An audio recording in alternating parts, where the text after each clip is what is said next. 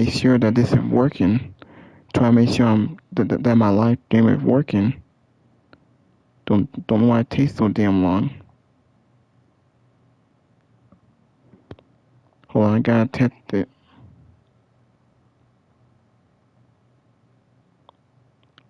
Alright, finally, now it's on. Now it's there working, and I don't know why. Just want to make sure this is working. Hold on a second.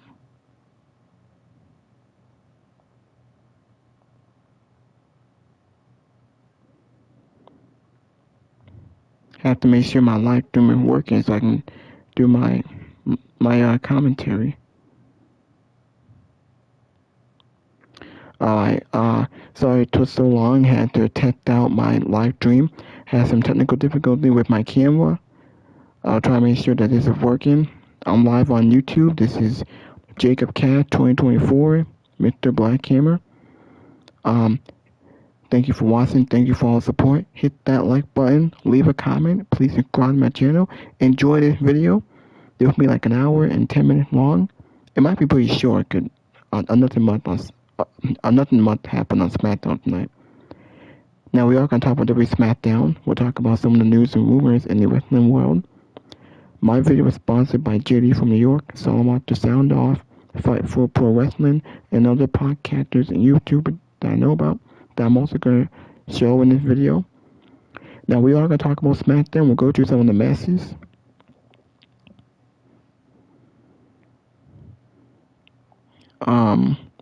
Smackdown I thought it was another boring show. Nothing much happened. There's no big storylines. The show opened up with Damian Priest and Aleister Black. Same old shit. They're still feuding. They had a brawl backstage. Last Legend and Nia Jax defeated the Kabuki Warriors, and they had a brawl with Charlotte and Alexa. So clearly, they're going after those tag team titles. Cody Rhodes came out. He came out. He had some words with Nick Aldis. Said if he touched Drew McIntyre, he'd get fired. So clearly, Drew and Cody are still going to feud. Don't know how long the feud is going to last or when it's going to end. Is it going to end all the way to the end of January? I hope not. We also got Carmelo Hayes and Dragunov teaming up. Now, Carmelo Hayes is a 15-year babyface. He teamed up with the U.S. champion Dragunov, and they took on DIY. Very good match. The babyface went over. That's what they're doing with Carmelo Hayes, teaming up with Dragunov against DIY. We also had a brawl with Machin and Jay Cardell.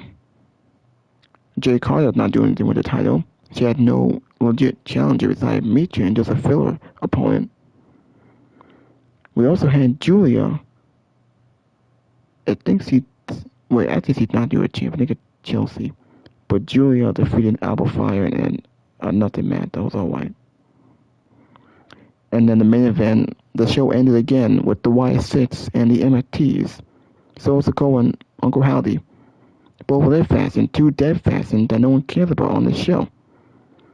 We had, for the tag team title, the Wyatt and the MFTs. Match was whatever. Match was fine until it ended in a DQ, and then we got a brawl. And the show ended with the Wyatt and the MFT just brawling. Very boring show. Nothing much happened. There was a executive, I think, with Cody Rhodes and Drew McIntyre. It says here that Cody Rhodes unleashes a home invasion on Drew McIntyre for a restatement. That was a few days ago.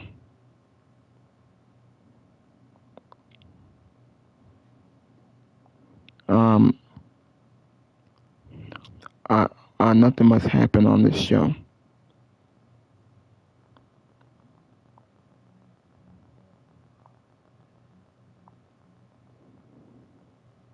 Alright,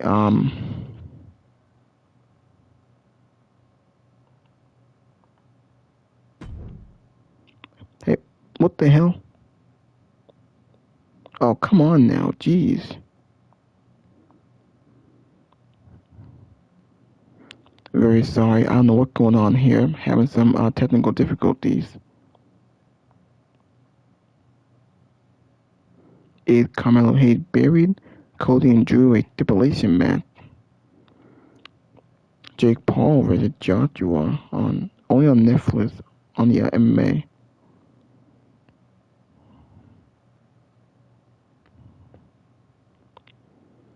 Alright, so obviously Ledger and Nia Jax won that. Hayes and Dragunov, they won that. I think Dragunov pinned Ciampa. Julio defeated Alba Fire. This match ended in DQ.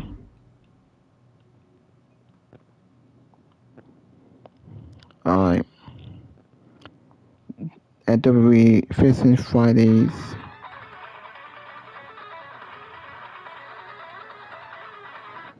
Rumors of Trick Williams being added to Smackdown at WWE Fist Friday for the New Year's.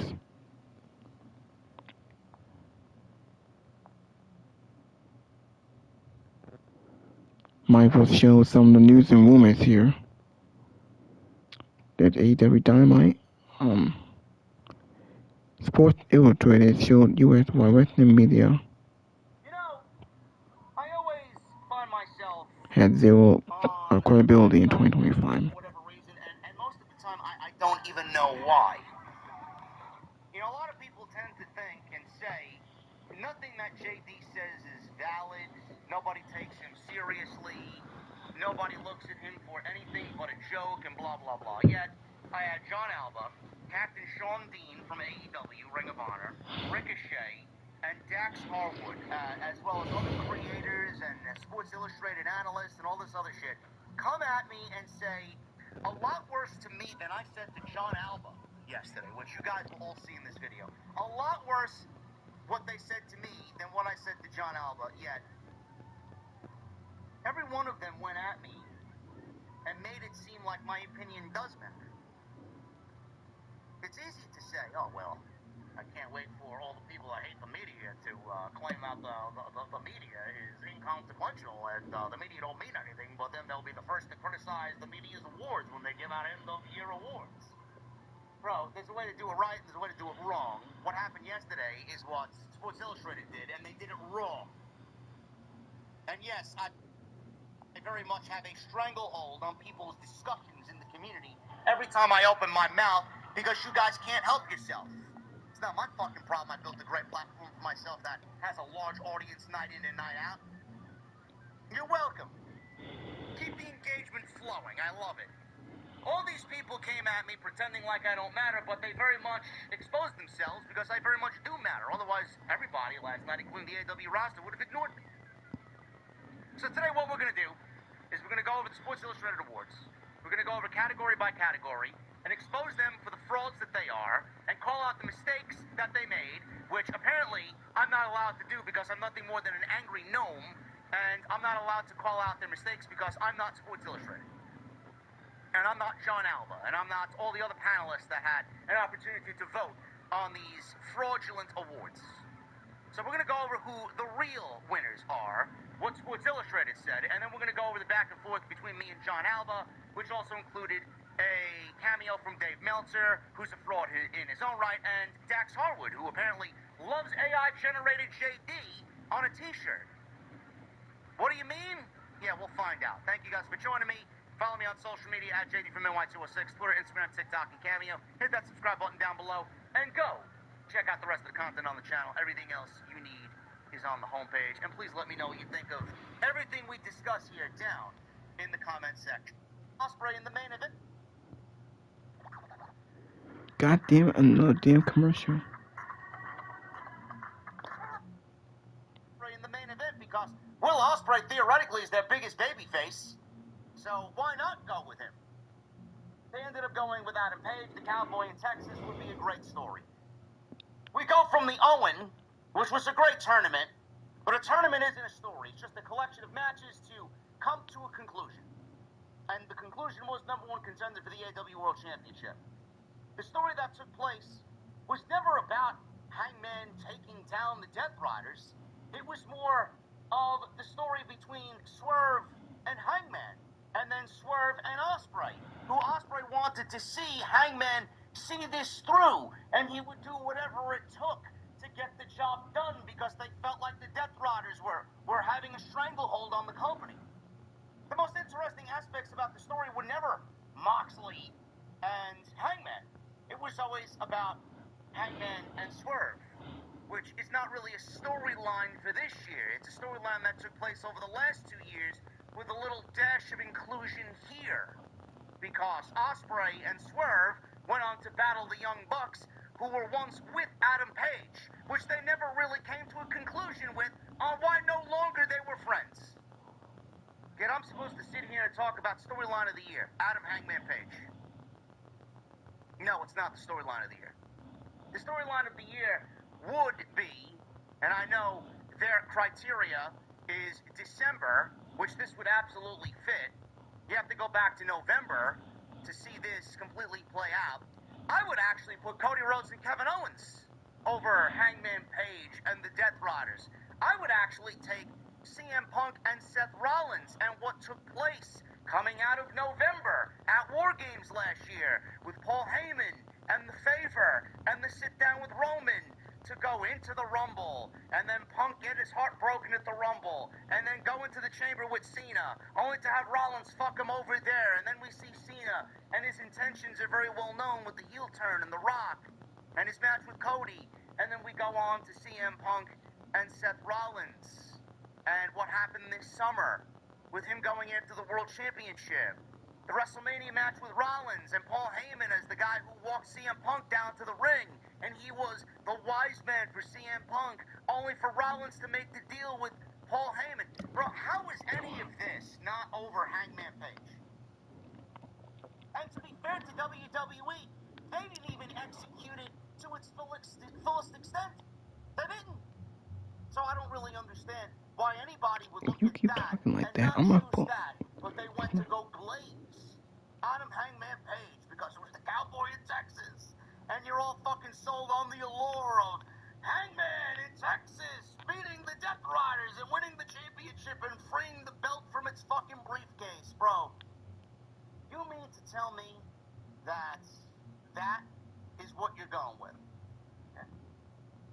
I don't agree. I don't agree.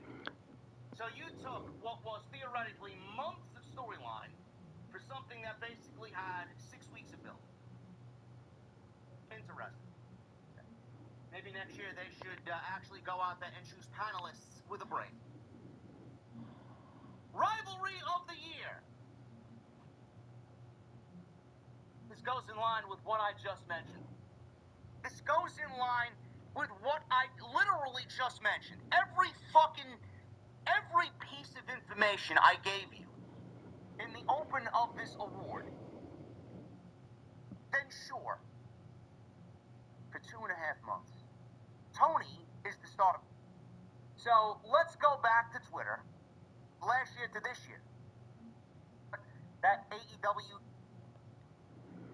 Alright. Now I'll show y'all some of my podcasters here.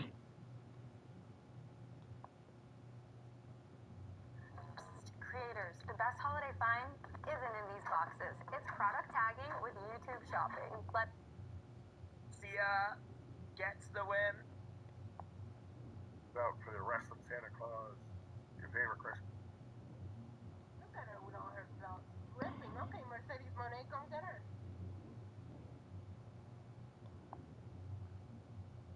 What you doing? You guys want to go do something?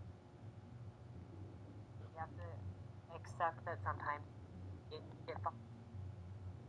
So later, Cody addresses the crowd. The unsafe working environment line comes up. I appreciated that he called out, he was like, what's a safe working environment for you? Staples? Like, what? Colossal waste of everybody's time. Yeah. Nobody's watching Smackdown tonight. There's a college football game, I believe, on. Oklahoma and Alabama, I believe, are playing. Nobody's watching Smackdown. The Jake Paul fight is happening. A show so boring, Santa isn't coming this holiday season. This evening with my guy, Mauro. Yeah, Mauro Ronaldo calling the fight. So if you guys missed SmackDown, I am here to tell you that I hope to be in and out very quickly. I hope to at least catch a buzz off my old-fashioned, and then end the stream, and then hop on my PlayStation 5, whether I play a mix of Destiny, Call of Duty, or just straight Destiny, Destiny 2 Renegades. I can't wait to get at it. I was actually contemplating taking the rest of the year off, to be quite honest with you, but then I read the spoilers for SmackDown, and SmackDown show next week actually looks like a decent one based on the spoilers, which I will not be spoiling here. You know, I do find it kind of odd that I seen nothing but SmackDown spoilers and Raw spoilers as soon as they were able to be leaked. I saw SmackDown and Raw spoilers. Gee, I wonder where all the dirt sheets, these same dirt sheets that leaked the Raw and SmackDown spoilers for next week, where were all these dirt sheets when MJF returned to AEW on what was a very taped show on Wednesday? Ah, that's right, Tony Khan. Tony Khan's got the wrestling media and some of the dirt sheets, the more notable dirt sheets, in his pocket, and he requested that nobody spoil MJF's return because that means nobody would watch the show. He doesn't really understand that nobody's watching the show to begin with, MJF or no MJF. So I don't understand why that wasn't leaked on Wednesday, but then we got Raw and SmackDown spoilers. I know everything that happened on the fucking shows next week. Kind of funny, right? Kind of funny, man. And then people wonder why I usually start a good conspiracy online. Gee, they really make it fucking easy, don't they? Yeah. Incredible. SmackDown tonight. Triple M says, JD, if I wasn't working, I would have run the dungeon tonight. I still need my taken crystal. It won't drop again. Yes, I need that too. Well, we need everything, bro. I need that. I need the exotic. I need a couple other 5-tier god rolls over there. We'll get it done, hopefully next week. SmackDown tonight. If I was to pinpoint the biggest talking point from tonight's show, it would be Carmelo Hayes and Ilya Dragunov for the United States Championship. Now, if you guys watched my stream last week, with Carmelo Hayes coming to save the day and save Ilya Dragunov from DIY, 2-on-1 attack last week, that was after Dragunov beat Ciampa. I said last week that it certainly feels like WWE could be setting up Carmelo Hayes coming to save Dragunov. Dragunov really was kind of taken aback by Carmelo Hayes and Carmelo Hayes helping him last week. He was kind of appreciative but kind of hesitant because you can't really trust anybody. And Dragunov showed that type of body language where he was like, give me that title. That title's mine. I know why you're out here. Very protective over his United States Championship. Tonight on SmackDown, Dragunov was very appreciative that Carmelo Hayes came out to help him last week, and tonight they teamed against DIY. So, I said last week that it certainly feels like WWE is setting up an angle where Dragunov wants to thank Carmelo Hayes by taking care of this DIY problem, which they did tonight, and he's going to gift him a United States Championship match. And with Dragunov having great wrestling exhibitions over the last 2.5 months, it certainly feels like that WWE is going to transfer that and everything that Dragunov has accumulated over to Carmelo Hayes. And that's the sense that I get. I got that last week, I got that tonight, and I got a feeling that Carmelo Hayes is going to be squarely in the center of the United States Championship title picture. And if that's the case, and he does become the United States Champion, wink wink,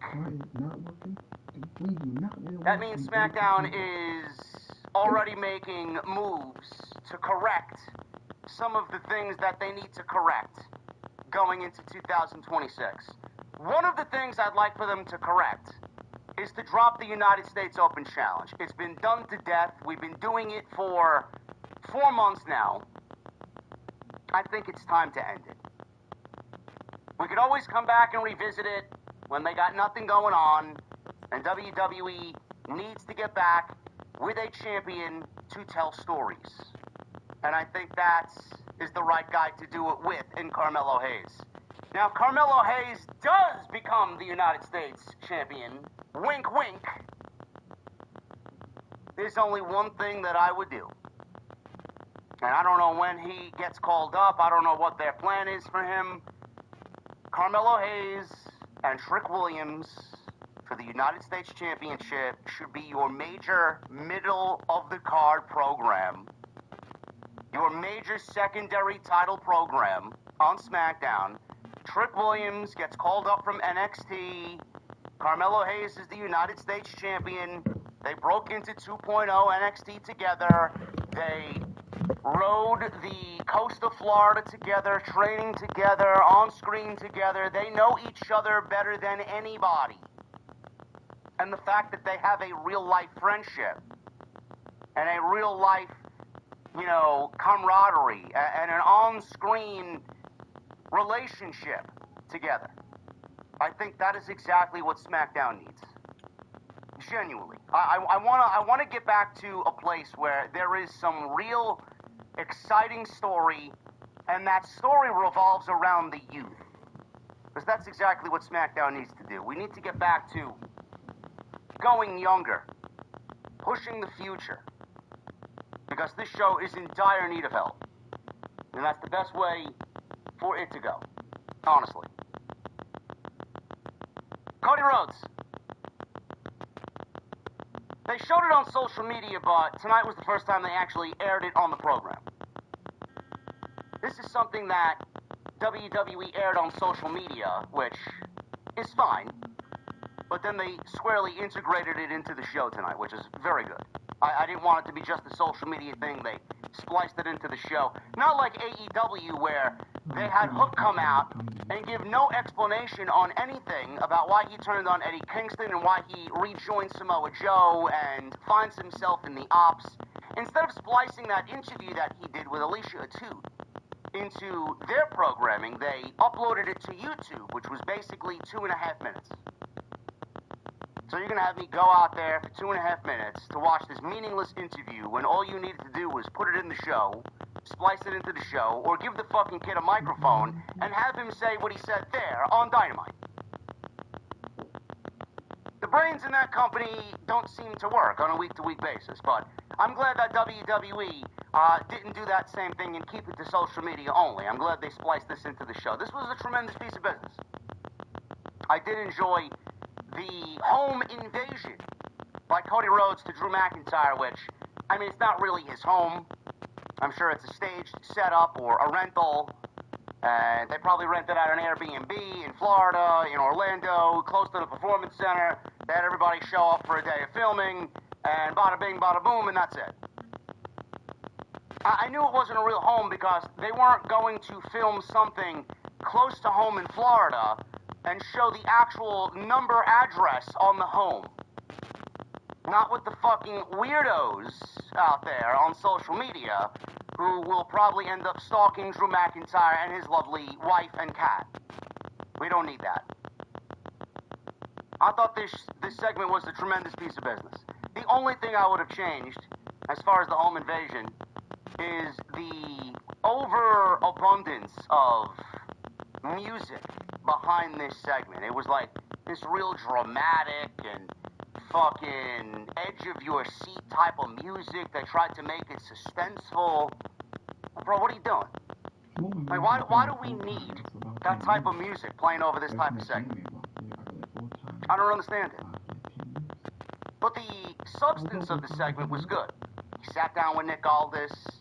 He says that there's an unsafe work environment in WWE, which he bullshitted, but it may all be a ploy. It may all be a chess game to Drew McIntyre because he's clearly getting under Cody Rhodes' skin, and Cody is looking like he's making mistakes along the way, because Drew McIntyre not only got reinstated, he had Nick Aldis come to his house, quote unquote, and reinstate him.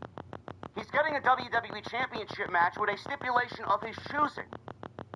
When and where, we didn't really know. We didn't find out watching tonight's show. But one would assume that for that first 3-hour Smackdown to start the new year, I think that's the proper place to do it. You're really going to need people to want to watch the show after all these taped Christmas episodes that offered nothing. And you want to really kind of load up that show with some great wrestling exhibitions and really make it must-see for the first 3-hour show of the new year. Which I'm hearing is only temporary, but temporary is still too long. So I enjoyed what they did. Cody home invaded. We didn't really get anything but a brawl on the front lawn in front of a palm tree. We didn't see anybody wielding a weapon or carrying a firearm or anything of that nature, but Cody Rhodes looked like a maniacal psychopath. Drew McIntyre has clearly gotten underneath his skin. He claimed unsafe work environment, only to then show up at Saturday night's main event and fuck over both Obafemi and Cody Rhodes. And then he cries about wanting to be reinstated, so he doesn't show up to work. He forces Nick Aldis to show up at his home, demand whatever he wants, gets it, and Cody is the one who is seething angry. Sounds like a great game of chess if you're Drew McIntyre. I enjoyed what they did there.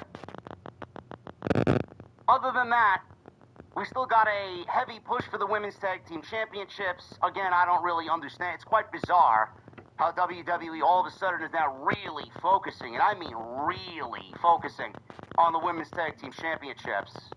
And I'm not interested in Nia Jax and Lash Legend going after said Tag Team Championships.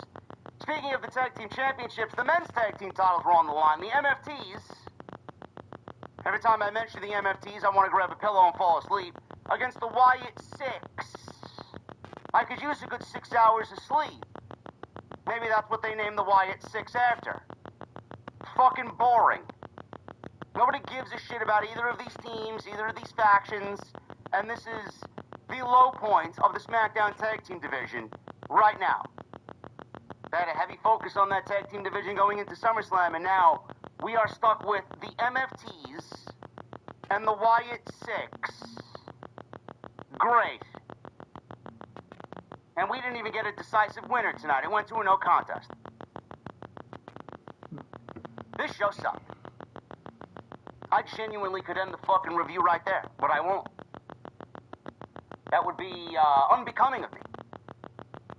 We're going to sit down, we're going to talk about this show in the most economic way possible. The most time on stream tonight is, I want to be out of here in like 45 minutes. Can we do that? I think that sounds good. So let's do it. Thank you guys for joining me here on this Friday night. It is your Friday Night Smackdown post show right here on Off the Script. It is your Friday, December 19th, 2025. Follow me on social media at JD from NY206. Look at the Issa is in the chat. We love Issa. Issa, I miss you. I really do. I really do. We need several alcoholic beverages in our future soon. Honestly. Issa says JD wins all my awards. Love it. Love it. Issa wins all my awards too. Every single one of them.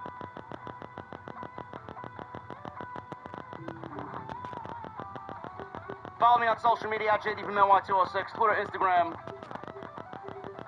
TikTok, and Cameo. Hit that subscribe button down below. Please turn on that bell for notifications. Go check out today's upload. We kind of wrapped up the John Alba and Sports Illustrated drama from last night, yesterday afternoon, in one big video. If you guys care about it, great. If you don't, I don't give a shit. It's there. Wanted to get my piece out because everybody just unfairly says these things about me, and I'm not allowed to have an opinion because every time I open my mouth, somebody's got a problem with it. It's not my problem. You don't like what we have to say? Tough shit. So go check that out. We were live with Jason on Tuesday night. Wish Jason the best. He's at House of Glory tonight. He's doing his thing over there. Which, if you're wondering why Jason's not live, he's doing commentary duties, holding down the fort over there at the NYC Arena. Tuesday Night Titans was unbelievable. Tuesday. You got so many messages from you guys saying that was the best show in the entire series of TNT episodes. The discussion, the debate, the back and forth, the fact that two guys who respect each other and are friends outside this fucking shit legitimately had a discussion.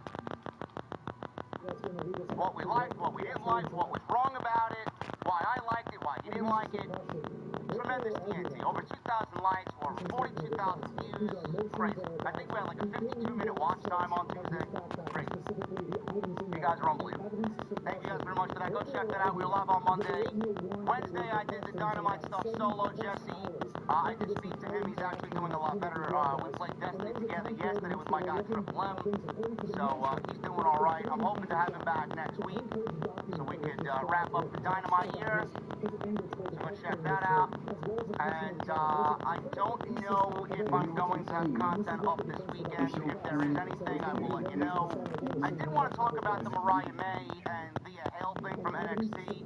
I thought that was ridiculous. There was a lot of news that came out of that. We'll see what happens. If I have time, I'll upload something this weekend. If not, I'll probably talk about it on Tuesday with Jason on TNT. So go check all that stuff out. And tonight's show was sponsored by Blue Chew Gold. BlueChew.com.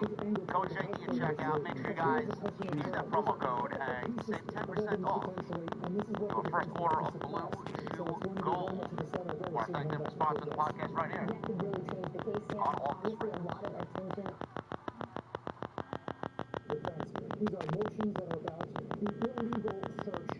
I guess what happened yesterday with John Alderman, I guess Santa Claus is going to be giving me a big bag of coal this year, huh? What should we get Dax, chat? Should we get Dax? Should we wish Dax a Merry Christmas, bro? I think we're going to do the right thing. We're going to wish Dax a Merry Christmas this year on social media. What do you think? Should we take the high road and wish Dax, maybe Ricochet too? Maybe wish both Dax and Ricochet a Merry Christmas. I got a great picture to go along with both of them. Merry Christmas, guys. Merry Christmas. Happy Festivus. I hope Santa Claus makes your dreams come true.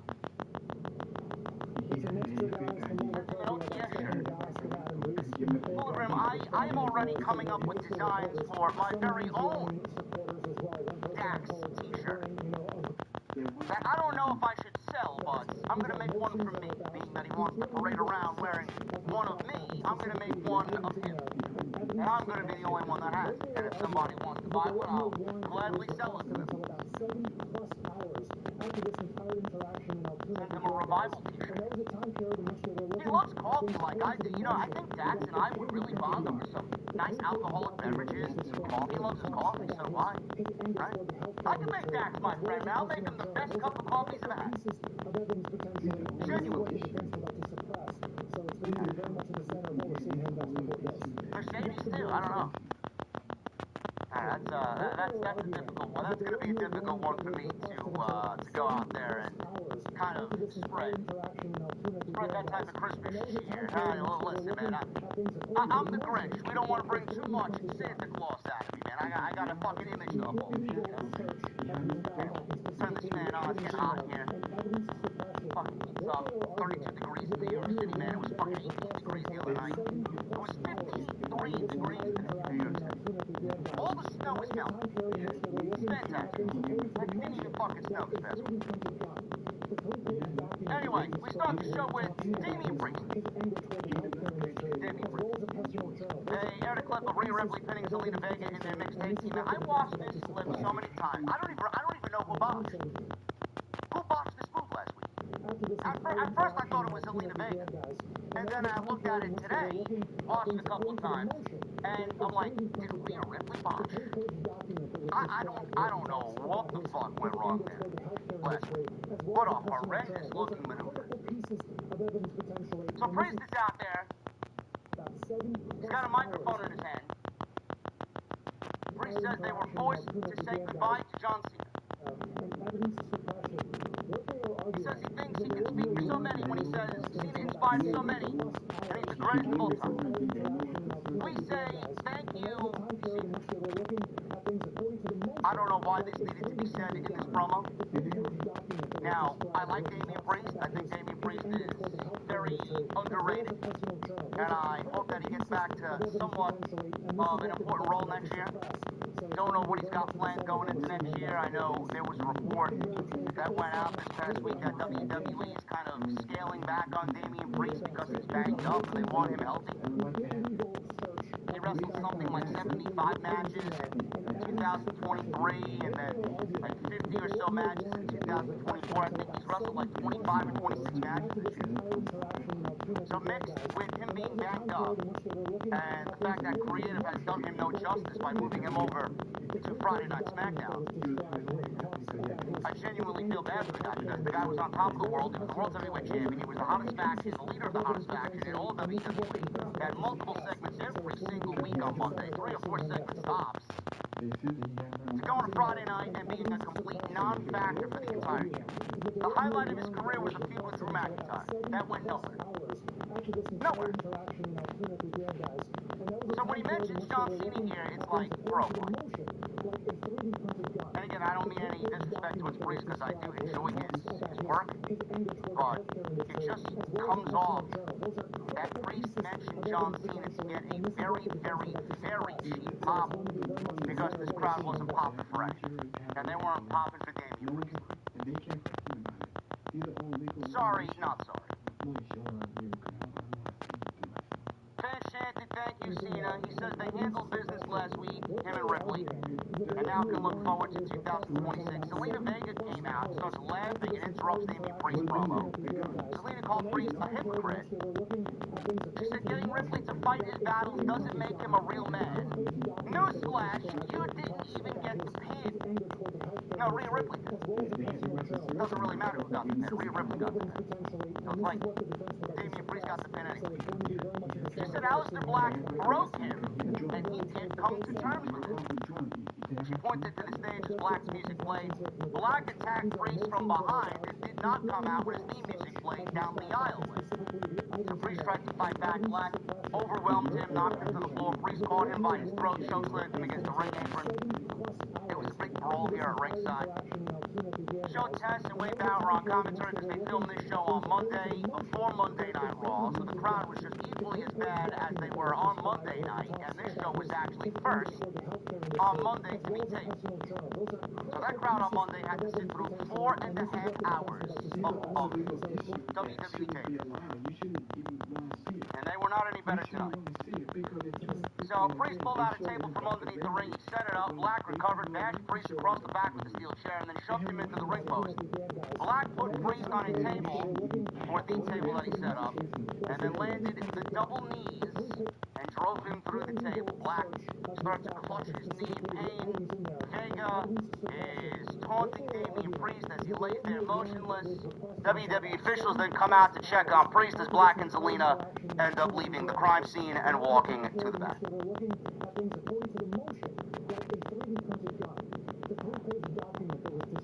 You know, I start to question. This was fun. Nobody cares, but this was fun. There was nothing egregiously wrong with this. The problem is, this has been going on now for what, 3 months? 2.5 months, 3 months now? This is not doing Damian Priest any favors. And this is not doing Aleister Black any favors. The more you continue to just go around in a circle over and over and over again, which is basically the premise of this storyline, you will yield no results. What is the point of all this? Is the point of this to get Aleister Black to the next level? If that's the point, if that is the conclusion of this angle and this story, it's not working. How does this benefit Damian Priest? Is Damian Priest going to get a win over Aleister Black? Because the last time that they wrestled, they wrestled in a last man standing match, and Damian Priest had a fucking fireball thrown in his face. So where does this end? How does this end? And who does it benefit? If you want to scale Damian Priest back, by the way we read the report this week, it sounds like Aleister Black may be put over Damian Priest if they really want to scale him back and have him recuperate his injuries. But at the same time, you got to do something with Damian Priest because he looks like a fucking loser. What is the end goal? An angle, a feud, and a story here, which is really a stretch even saying it, because I don't even know what the fucking story is, to be quite honest with you, and where the story's going, and what the story means. How is it benefiting either guy? Where does Damian Priest go after this? Where does Aleister Black go after this? I don't get a sense that this feud is setting up either guy for something substantial to follow. And this is exactly what's wrong with SmackDown. Maybe the winner here comes across Jacob Fatu, and Jacob Fatu is... First of all, they got to play that out because they attacked Jacob Fatu and took him out with a mystery attack angle. So whoever the fuck that is, they need to finish that up. I don't know. We need Jacob Fatu back. We need some call-ups. We need some fresh blood on this show. We need actual feuds that don't last 3 months and go nowhere.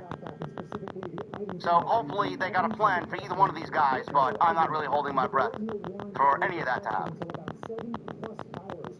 Byron Saxton interviewed Lash Legend and Nia Jax, who were wearing Christmas-themed wrestling outfits. They both look like gifts. They were both dressed in what looked like gift wrap. To each his own. To each his own. They said they're going to eliminate the Kabuki Warriors and then go after the tag team titles. Byron Saxton said that they might not be first in line because there are other teams that are vying for those titles, namely Charlotte and Alexa and Rhea. Guess that's their new team name, Rhea and Io. They're a team all of a sudden, and then you got, who else is there? The Kabuki Warriors, you got these two. WWE all of a sudden's got this fucking lust for women's tag team wrestling. I don't know. So we go from Byron Saxton backstage. Priest, who was just beat up by Aleister Black in the opening segment, he's being escorted to medical. Aleister Black attacked him and threw him into some production crates and some other heavy objects backstage. Priest landed a Black Mass spin kick to Priest, who was basically flung into the steel garage door. He went down, he was knocked out, and Aleister Black continues his decimation of Damian Priest. I wonder if this is a way to write Damian Priest off of television to further the storyline, or the angle, the feud. Write him off television like they wrote LA Knight off television on Monday 2 weeks ago. The Kabuki Warriors. Asuka and Kairi Sane versus Lash Legend and Nia Jax. You know, I was hoping that they'd give Lash Legend some decent music. And they gave Lash Legend terrible music. It's almost like they gave her a rendition of Bayley's music. The first thing that you hear with Lash Legend's music is, it's Lash Legend. She says her name in the open of the theme music, so that you know who it is. And then she goes on to, like, give one-liners in her theme music. I'm the bougie Betty. Like, bro. Can you honestly sit there and look at that, hear that, and say, yeah, she's got superstar written all over her? Bro, it all starts at the top with theme music. If Lash Legend already has such awful theme music, is never going to be the superstar that WWE thinks she's going to be. Again, sorry, not sorry. You can't have a superstar in the making if her theme music is this fucking terrible. It's basically, they basically Bailey'd her. Role model. Well, they did. The bougie Betty. How about less of an emphasis on these fucking ridiculous, cringy nicknames? And more of an emphasis on getting her in the ring and actually having her perform the way that she needs to perform. They aired a clip of Lash beating Alexa Bliss last week in 4 minutes. Commentary called this the biggest singles win of her career. 22 minutes into the show, we finally got some in-ring action. Asuka and Kairi drop-kicked Nia Jax out of the ring. And we go into a commercial break with Kairi Sane leaping off the top rope onto both Nia Jax and Lash Legend with her insane elbow, which looked really good. So, after the commercial break, we come back. Jax is working over Kairi in the corner. And Lash Legend hit a big standing pump kick on Kairi during the commercial break. They showed a replay of that. At least that looks good. She does that well. I can't say she does everything else well. Back to the match here after they showed the pump kick. Lash Legend applied a rest hold on Kairi Sane for a bit until she slammed her down by the head. Nia Jax was tagged in and she knocked Asuka off the apron. Nia Jax and Lash Legend tried to go for a double suplex, but Kairi turned that into a double DDT, which gave Asuka the hot tag. Again, we got both heel teams here, so who exactly am I supposed to cheer for? Who are you supposed to cheer for? Who do you want to see win? I know this is not the reason why Hershey, Pennsylvania was fucking lifeless. This is WWE creating a lifeless match because both teams are very much heels.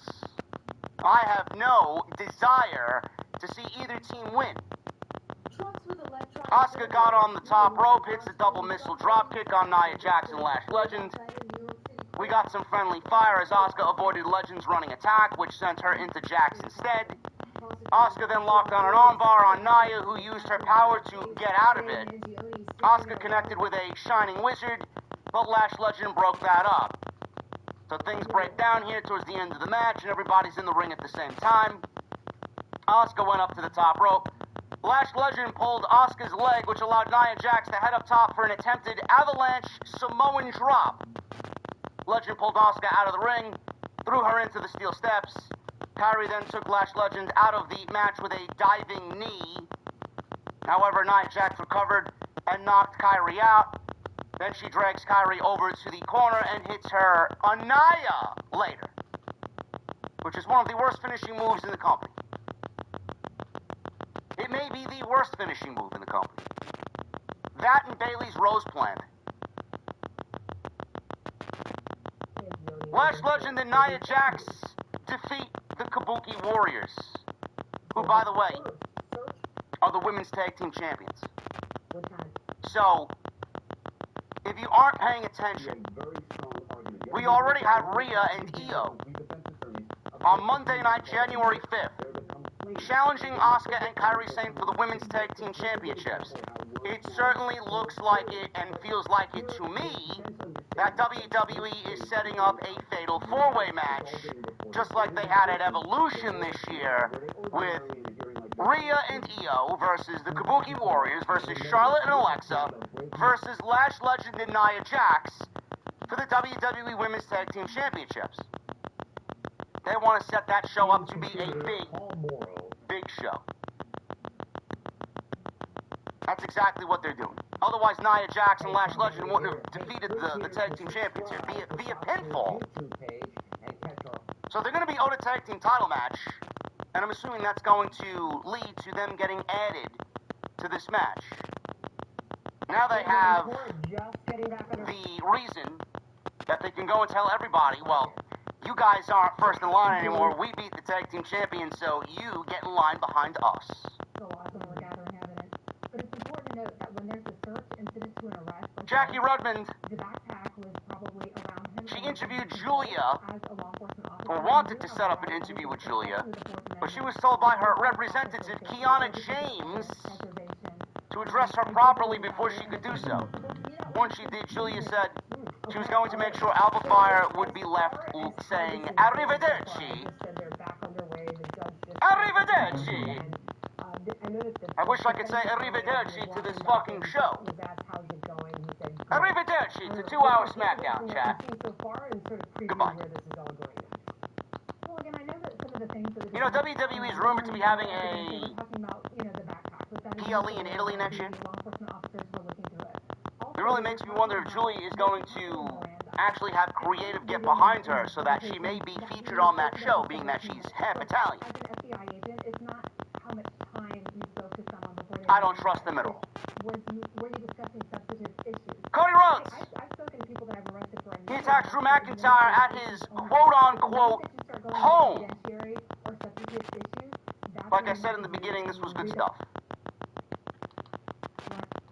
A video aired of Nick Aldis accompanied by 3 police officers, and he was on his way to meet Drew McIntyre. He said he wanted everything documented.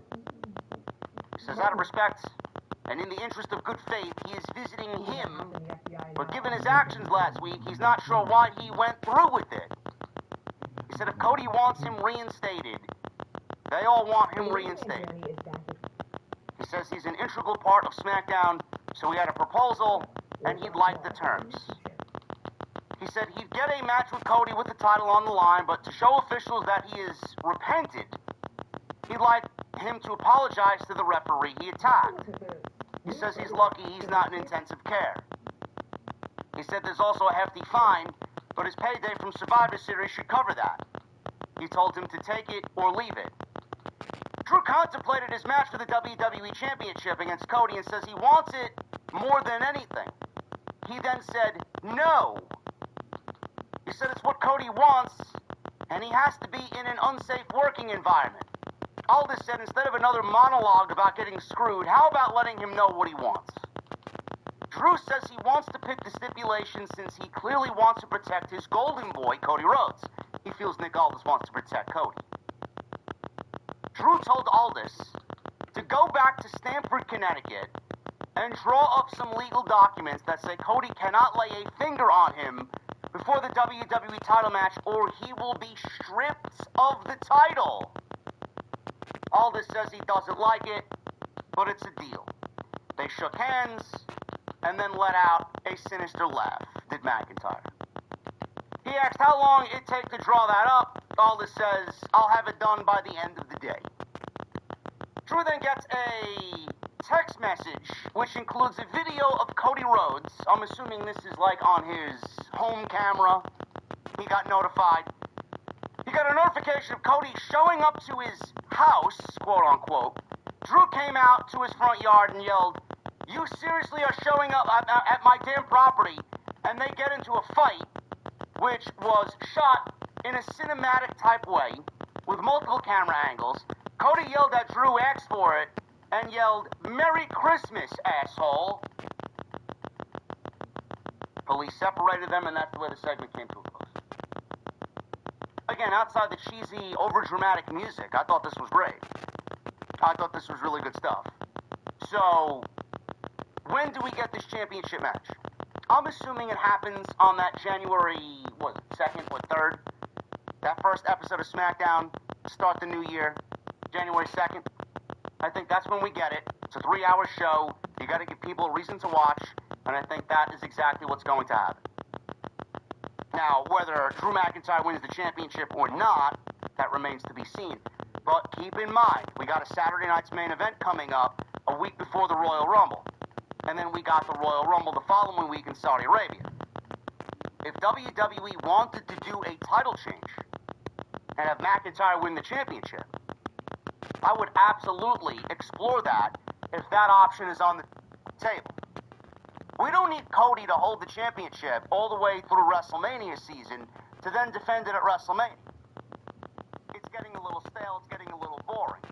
Though they've ignited some fire in Cody Rhodes with this feud, which I very much appreciate, and he's cut some of the better promos that he's cut lately against Drew McIntyre. I like that WWE thought outside the box here and actually did something a little bit adventurous, something that they haven't done a lot this year, and that is film a segment outside of the confines of their television show.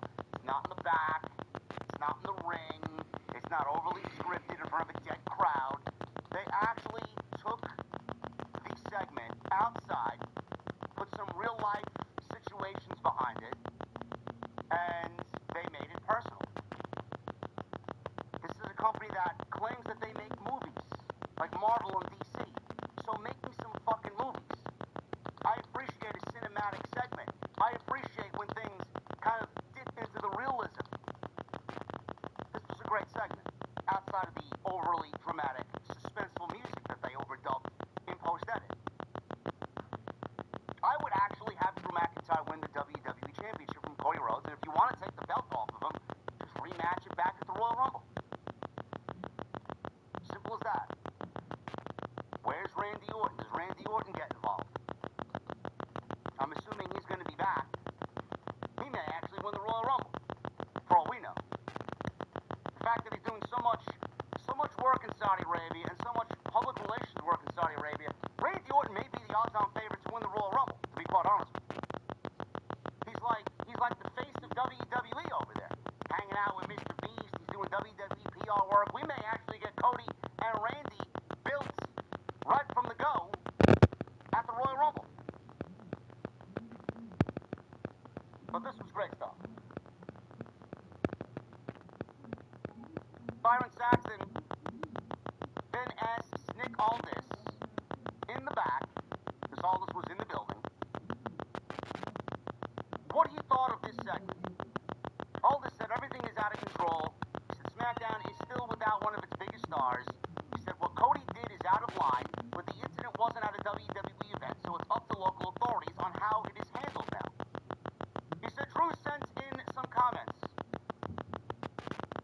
Before we knew what Drew McIntyre said, Nick Aldis was interrupted by The Miz, and he said he wanted a match with him.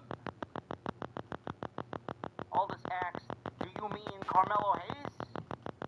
And then The Miz second guessed it and thought, well, yeah, I wouldn't mind getting my hands on Carmelo Hayes now that you mention it. But Miz yelled, that's not who it is. Aldis suggested then just say his name, and Miz was like, no, don't say his name. Don't say his name. He says he can have a match against him next week. R-Truth then comes over and starts singing Joe Hendry's theme song. But he didn't call him Joe Hendry. He says, I believe, not in Joe Hendry, I believe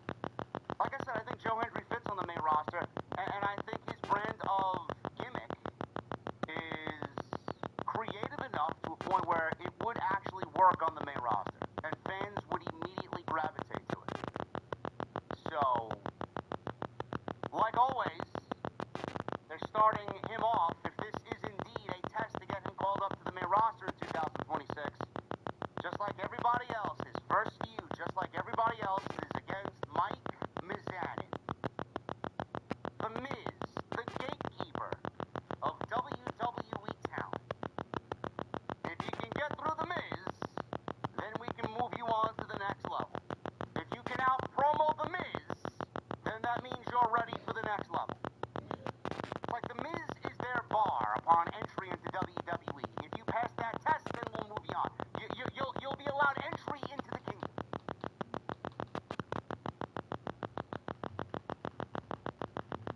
Julia, she actually got in-ring time tonight. It was 4 minutes, but it's 4 minutes more than she got all month. And maybe all of November. I don't even remember what she did in November. She beat Alba Fire here in 4 minutes. I don't know if they're setting Julia up to go after the United States Championship again. Bro, nobody cares. Nobody gives a shit. Crowd was as dead for this as anything that I've seen them all week. Alba hits a DDT, tornado DDT. She goes for a cover, she gets a near fall. Julia recovered, pulled at Alba by her hair to slam her down. Alba found herself trapped in an octopus stretch, but escaped as she and Julia rolled around in the ring to get a pinfall attempt. Alba kicked Julia in the face, but could not get away. This angered Julia, and Julia ended up catching Alba Fire in the Arrivederci knee, and it ended up in what was a 4-minute match. Northern Lights driver to finish, 1, 2, 3, and that was it. This was the second heel versus heel match. We got Nia Jax and Lash Legend against the Kabuki Warriors, heel versus heel. And then we got Julia and Alba Fire, heel versus heel. It's almost as if WWE didn't do any thinking before piecing this show together. They were like, we don't give a fuck. We're going on Christmas vacation. Peace out. I'll see you in 2 weeks. I'm going to go eat my gingerbread cookies and drink my eggnog latte, spiked extra hard, and I'll see you guys in 2 weeks. Fantastic.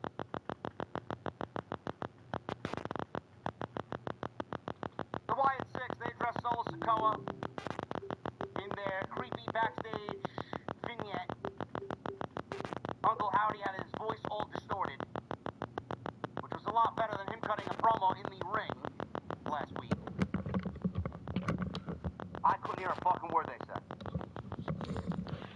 I didn't know what they said. Does anybody know what they said?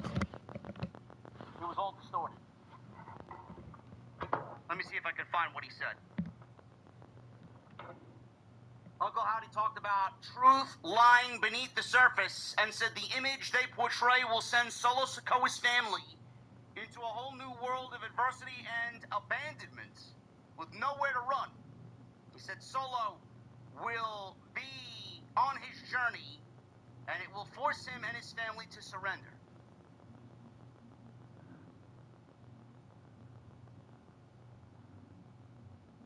Does anybody take Uncle Howdy seriously when he speaks? Because I don't.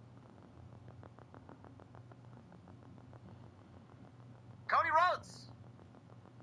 He makes his way out there. WWE champion. We saw clips of Cody and Obafemi. Speaking of call-ups, I think that's the next one that needs to happen. Cody and Oba clips from Saturday Night's main event were aired, where we saw Drew McIntyre attack and cause a no contest. Cody's in the ring, he salutes the crowd, talked about what happened at Drew McIntyre's home, which we saw earlier in the show.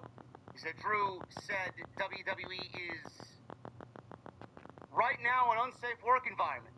He said Drew is surrounded by second-rate, well, not second-rate. He said Drew is surrounded by second-generation wrestlers, MMA stars, NIL college athletes.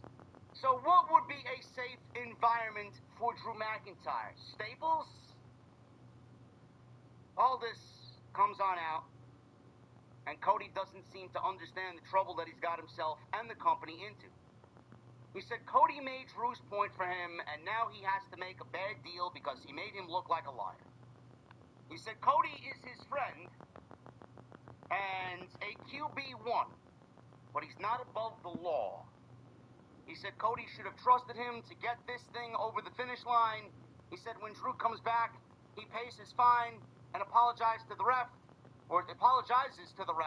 and he can't lay a finger on Drew or he is going to be stripped of the WWE Championship courtesy of Nick Aldis.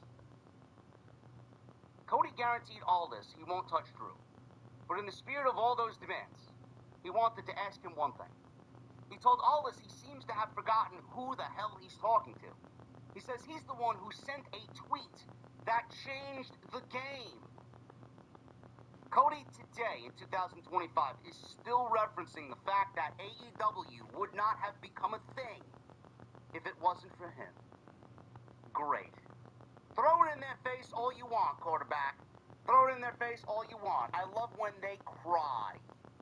Their biggest stars left them in the dust, and they have not recovered since. I love it. I sent the tweet that changed the game. He says he came back and won the Royal Rumble twice, 2 years in a row. He says he's the reigning king of the ring, and he unseated Roman Reigns and even defeated John Cena for the title I have around my shoulder. I am QB1, damn it. I guess that kind of is a play off the Tribal Chief and the original Tribal Chief 1, OTC 1. So we got OTC 1 and then we got QB 1. Gee, I wonder what they're setting up for WrestleMania. It's going to be OTC 1 versus QB 1. Is that where we're going? He says he is the law because he holds the WWE Championship. As long as I hold the WWE title, I don't work for you. I work for the fans. You, Aldis, my friend, you work for me. But when Cody wants to cut a badass promo, Cody knows how to cut a badass promo. That's one thing I like about Cody. When Cody speaks and he's angry, he's believable. This is why I said weeks ago, man, I like this version of Cody Rhodes, the politics and the fucking politician Cody Rhodes. I mean, it's fine when the moment calls for it. But man, you're a pro wrestler, you're the champion, you're fucking enemy number one to everybody on the roster, bro. You need to have a fucking spine and you need to be angry with eyes everywhere, man. They're gunning for you. There's no Mr. Nice Guy here. Play your role as your babyface and be a fucking badass dude. It's exactly what he's doing. I'm looking forward to this.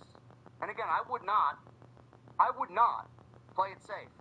If they are going to do McIntyre and Cody, I'd actually surprise everybody and have McIntyre win the WWE Championship. There is nothing wrong with a 3-week, 4-week run for McIntyre as WWE Champion. None. Get that on his resume. The guy has more than earned it. Ilya Dragunov. He came up to Carmelo Hayes in the back and thanked him for what he did last week, helping him against DIY. Hayes said Tommaso Ciampa screwed him, so he had to take back what he felt was taken from him. He said Johnny Gargano just happened to be collateral damage. Dragunov said they fight DIY tonight and they will put them down.